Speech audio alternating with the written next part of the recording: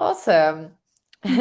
Super excited about this. I feel like right now there's so much happening in this field, and a lot of people are like questioning the absorption of supplements. So I was really looking forward to chatting with you today. I will just jump right in, and I guess I will ask the famous question, which is like, what was the real moment you realized supplements were broken? So I would love to like hear more about that. Sure. So this came from my own personal medical journey. I had a standard blood panel done that revealed that I was dangerously deficient in iron, B12, and vitamin D, despite taking capsules with those ingredients for over a decade. And that's when it was explained to me that so much of the ingredients get broken down in digestion. So when it goes through your gut, they get broken down, and what you absorb isn't always what the daily recommended dose is. And that really presented to me this huge opportunity to look for a solution that could not only address the biological need, so efficacy, absorption, and all of that, but the psychological and behavioral issue with supplementation, because there are kind of two parts to it being broken. And the first is absorption and all the things that can happen in the digestive process. But the second is adherence and why people are not able to maintain supplement habits, because there are so many reasons people buy and quit or don't start a routine. And so there were really two different problems that I was looking to solve that were really revealed to me through that initial blood panel. I think that whole like habit tracking is like super interesting as it relates to all types of like wellness related, let's say, inputs in our lives. But as it relates to like science innovation, like the science versus the hype, like, I think vitamin patches are actually like really cool to also like carry, and that can encourage people and even like kids especially to like perhaps, and I don't know if kids are able to, can they also use patches? So our adult or our core products are for anyone ages 12 and older. And then we Yeah, have kids products that are that's formulated super in cute. partnership with a pediatrician, and they're suitable for ages 2 through 12. Yes, products for every age and stage currently. Mhm. And Yeah. I honestly think that this is like a super interesting way of basically getting your vitamins in. But I do know like, and since this is the no BS wellness, like I want to stay like objective here. And, I did some research, and some skeptics were saying like absorption through the skin can be questionable. Like, so what's like the real science, or like what nutrients actually work transdermally, and Mhm. which ones are like maybe more difficult to be absorbed in the So skin? there's sort of two parts of that question to address. So the first is, in general, not all transdermal patches are created equal, because not all patches use micronization process. So micronization is when the ingredients are actually micronized to a particle size under a certain number of Daltons that can be absorbed through the skin. And a lot of vitamin patch brands, or just other patch brands in general, don't micronize ingredients. And so you're really just kind of hoping for a topical Mhm. transmission. Whereas when you apply one of our patches, I'm not sure if you can see, I have them on. Heat from your skin activates the ingredients. The patches look completely clear, so you don't see anything. That's how small the particle size is of the ingredients. And the heat from your skin activates them and then go directly into the bloodstream.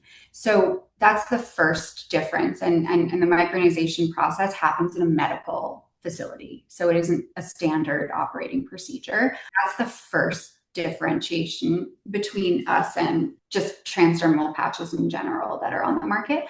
The Mhm. second part is we only use ingredients that are studied and shown to be effective in a transdermal format. So there's stuff we can't do. Mhm. Collagen, the particle size is too big. Magnesium, Oh, super interesting. the dosage is required is far too great. The patch would have to be so big that no one would want to wear it. So we evaluate on an ingredient basis, not just for the benefits that we want to offer. There are plenty of ingredients that we know are effective in achieving a certain result, but whether or not they are effective in a transdermal format is the first and most important thing that we establish.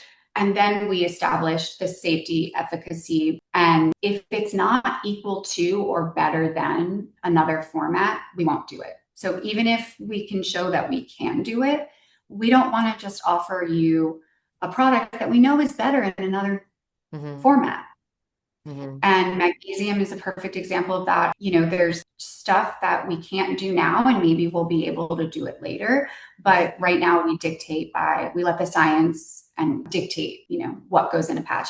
And that's why the reviews for our products are what they are. Whereas, you know, with some competitors in the landscape, people are like, this doesn't work. And it's like, you're right, it doesn't, because that's an ingredient that can't be delivered through the skin. Or that's an ingredient that would only work if they used micronization. Yeah. By the way, what deficiency do you see most commonly in customers? Like, what's the most? The number one is vitamin D. It's the most common deficiency. It's the most common deficiency across. And is it for people living more in up north or? You know, yes and no. It's a bit of a myth. So just if you wear sunscreen, you are probably not producing vitamin D. You should be wearing sunscreen. So that blocks the sort of process of the UV into vitamin D. Yeah, I mean, if you're in the north or above, you know, the equator, yes, interesting. Higher percentage. And so, like, what if like someone is already eating well, sleeping well? Do they really need supplements at all? I am not a doctor, so I think that is something that's up for debate. However, most people are not able to get all of their nutrients through food and food alone. And that is both a result of food quality, but it's also just the quantity, the amount you would need to consume to get that. Also, vitamin D isn't something that's in food. So that, for example, is not one that you could achieve through a healthy diet. That's true. As it relates to like the wellness industry reality check, you know, obviously like this industry is basically like the Wild West and there's so much out there. It's a very crowded space. You know, based on your experience and what you're seeing around, like what do you think is the biggest BS marketing claim you see constantly? Oh God. Oh, there are so many. There are so many, I know. Well, I think in particular, like if we're going to call out one trend, I think the GLP-1 marketing has gotten out of control. There's obviously only a few approved methods and proven forms to deliver a GLP-1 effectively, and so I think that that's gotten a little bit out of control with messaging and marketing in all spaces. I think that's one that is nuts. But I think in general, this idea that there is one right way to get your vitamins, I think is the biggest myth of all, because there is not one format that delivers all things better. But at the same time, like some people are taking 20, 30 supplements a day. Way too much. Way too much. Yeah. That's one of the reasons why, you know, our product is so exciting and empowering, is because it's not a one size fits all approach. We have single ingredient vitamins that you can stack together based on your needs, and you know exactly how much you're getting. So when you take a pill, you don't know how much is that's a very interesting point. And so you actually don't have a lot of visibility, and until you get lab work done, you just don't know. Does it hit you differently, by the way, just because it sounds like you get the full absorption? Like, does it hit you differently somehow? Like, do you feel it more? Yeah, some that are more sensation based, for sure. For sure. There's some benefits you might feel because you're actually absorbing more. And then some benefits, depending on the formula, you know, will feel in real time. But like vitamin D, for example, I had in the past, when I had low vitamin D, I was prescribed a very strong pill to bring my levels up. And the pill made me incredibly sick, nausea. It had a lot of side effects, but I also didn't necessarily feel anything different, even though my levels were improving. When I started using our vitamin D patch that we sell, it's one of our top sellers, my levels improved much faster than they did with the other pill. There were no side effects. And I actually did notice the effects on my mood, and like there was no more like winter blues. And that's because the absorption was higher. So I had to use this product every day for 8 weeks instead of one pill that was gonna like knock me out, you know? So I think it's about making rituals that easier to maintain and managing expectations and not looking for like a one-stop solution that fits all, because everyone's different. And so this part of the podcast, I like to call it rapid fire, and I like to ask founders, like, I like to give a statement and you just basically tell me if it's BS or no BS. So if you're ready, I'm gonna start. Yeah. Okay, perfect. So morning supplements, are they BS or no BS? BS. You should be able to take a supplement when it works for you. That's it.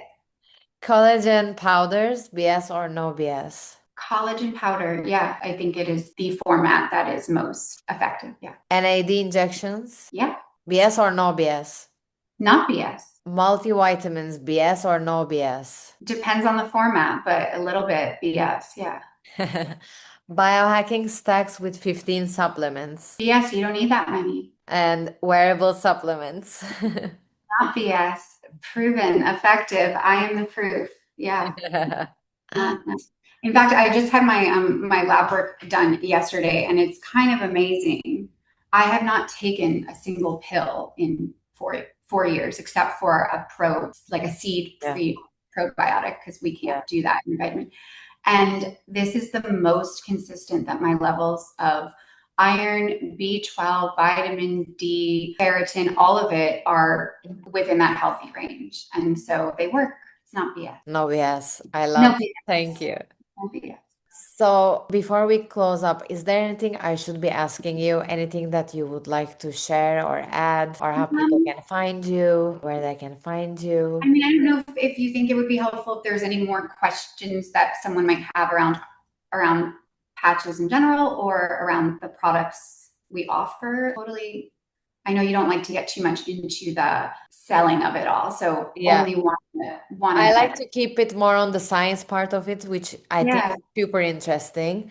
Yeah. And, given like it's really fascinating to think that the supplement industry is like a 150 plus billion industry, yet some people, I mean, most people actually still have nutrient deficiencies. So I question, like, is this the problem with the vitamins or the way they're taking them? So I think what you are working on is like super interesting. Both, like I said in the beginning, it's part of it is the form factor, and part of it is getting people to maintain those behaviors, because it doesn't matter if you have the best supplement in the world. If you're not taking it, it's not going to make a difference. Yeah. So for us, we're And really I think your fashion background is helping here with, incorporating this something good into people's life through a good design. Exactly. And I'll say one more thing around, the science, because I know it's important to use. We do have third-party clinical trials on some of our products and showing their efficacy, and everything is made in the UK in an MHRA registered facility. So it is regulated to much higher certification and standards than required here in the United States. But that was really important to us. For sure. Actually, just something came to mind. Like, for example, with some supplements, you need to stop every 3 months or something. So how does it work with the stickers? Is it the same protocol for vitamins, or is it like you mean, so for example, with, let's say, vitamin C, you can stop every 3 months for a little bit and then you can start again.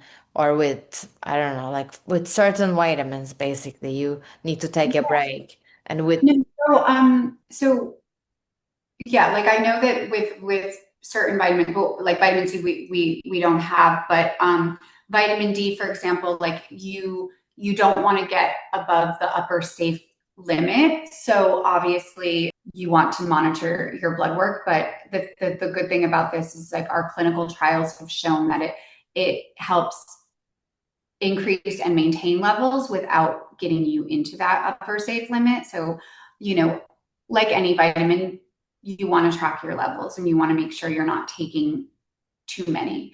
One patch, don't take more than one, and don't use it with additional supplementation with the same ingredient if you're worried about consuming too much. I, for example, was able to get my iron levels up, and now I just use our product with iron maybe once a week to maintain it. Interesting. With the minis, Mm, like with vitamin D and B12, I still wear them every day, and I haven't had an issue. mhm. Awesome. How Yeah. can people find you? I'm also in the meantime looking at my patches again. Yeah. It was a good reminder. I should like, Yeah. yeah. Anything, And you how can people find you in the meantime if you want? So you can find us at www.mybarriere, BARRIERE.com. You can also find us at Target. You can find us at Revolve, Ulta. If you're in New York and in California, we're in a number of local pharmacies and grocery stores. I love If you go to our website, there's a whole Find Us section where you can put in your zip code and it will tell you the closest places to buy in your neighborhood. Amazing. Thank you. Thank you.